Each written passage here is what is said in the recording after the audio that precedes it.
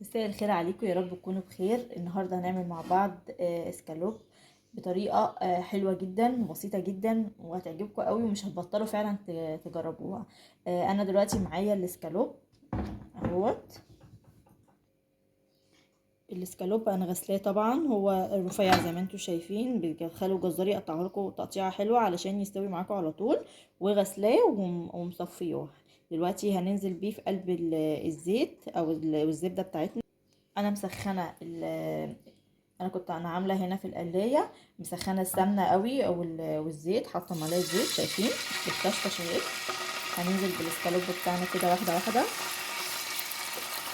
وهنضيف عليه طبعا بعد ما ننزل بيه رشه فلفل اسود.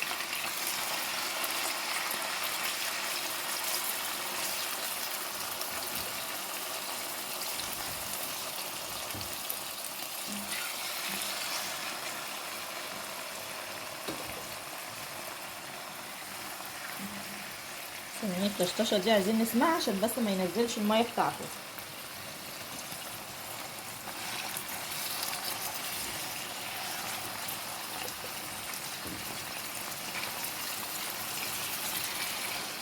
بس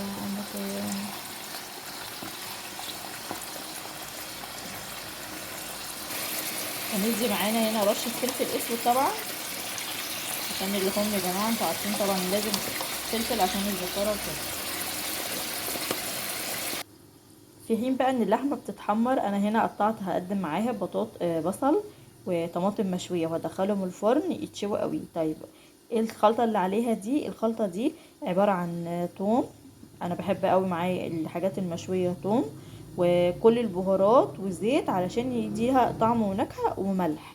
حابين تعملوا كده براحتكم، حابين تنزلوها او تقطعوها زي ما هي وتحطوها تحت الشوايه براحتكم. بس انا بحس ان بجد بجد لما بتحطوا عليها الحاجات دي بتفرق قوي في الطعم، في الحاجات في الخضار لما يكون مشوي. هنحطها في الفرن ونرجع بقى نشوف اللحمه بتاعتنا. كده اللحمه بتاعتنا اهي قربت خالص. تعالوا بقى هنشيلها وهقول لكم هنعمل مكانها ايه.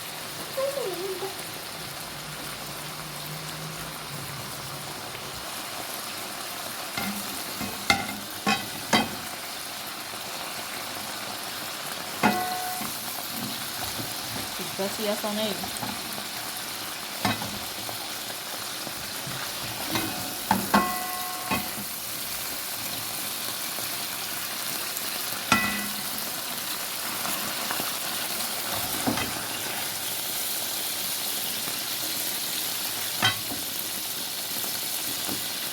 الزبده عندنا كويسه قوي، مش هنزود زبده تاني. تمام. كل اللي هنزوده دلوقتي فصين توم اهو، انا دقاهم فصين توم بالظبط. هنشوحهم مع بعض.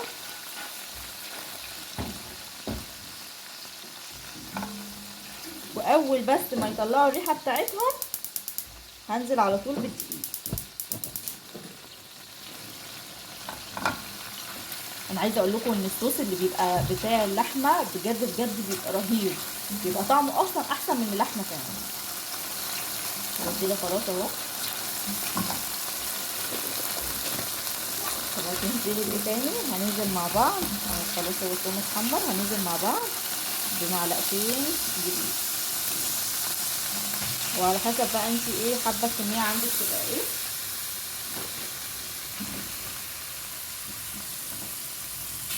وهنقلبهم كويس مع بعض كأنك بتعملي بشاميل بالظبط. فطبيعي الاسبتوله دي مش هتنفع، فهنحاول هنجيب بقى اسبتوله تانية علشان نزود. هننزل شويه ميه، ولو عندنا بقى كريمه طبعا كريمه لباني ولبن. انا بعد شويه هنزل اللبن بس لما هي تشرب بس شويه الميه كده وتفك شويه.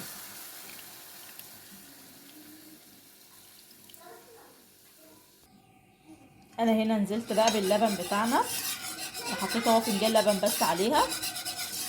تمام. وبديها تقليبه زي ما انتم شايفين كده. طب هنعمل ايه بعد كده؟ بعد كده هننزل بالبهارات، كل البهارات اللي انت تحبيها زوديها. انا عندي هنا معلقه صغيره توم بودره، بصل بودره، فلفل، بهارات لحمه. تمام.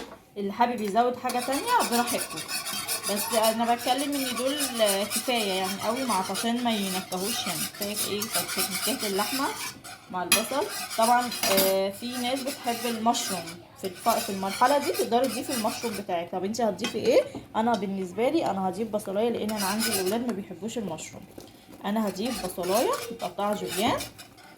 تمام. هتفرق في الطعم قوي، وهتستوي مع اللحمه، هتخلي برضو اللحمه تفرق معاها قوي. تمام كده. هننزل نرجع بقى تاني. طب انت في المرحله دي يا روبي، معلش انا بحب ادلع نفسي شويه.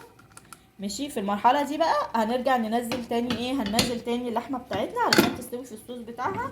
ماشي. وتفرجوا بقى على طعمها بعد كده. هنقلب بس كويس اهي اللحمه بتاعتنا، ونتاكد ان هي كلها فيها الصوص بتاعها. طيب دي طريقه اسكالوب، دي طريقه بيكاتا. كل واحد عايز يسمي حاجه بصراحه يسميها. انا مفرقش معايا الاسامي، ده بيفرق معايا الطعم. وهنسيبها بعد كده بقى تستوي كده يعني 5 دقايق بالظبط مع نفسها، ويكون الخضار اللي انا حطيته في الفرن تحت الشوايه خلاص خلص. واوريكم شكلها ان شاء الله عامل ازاي.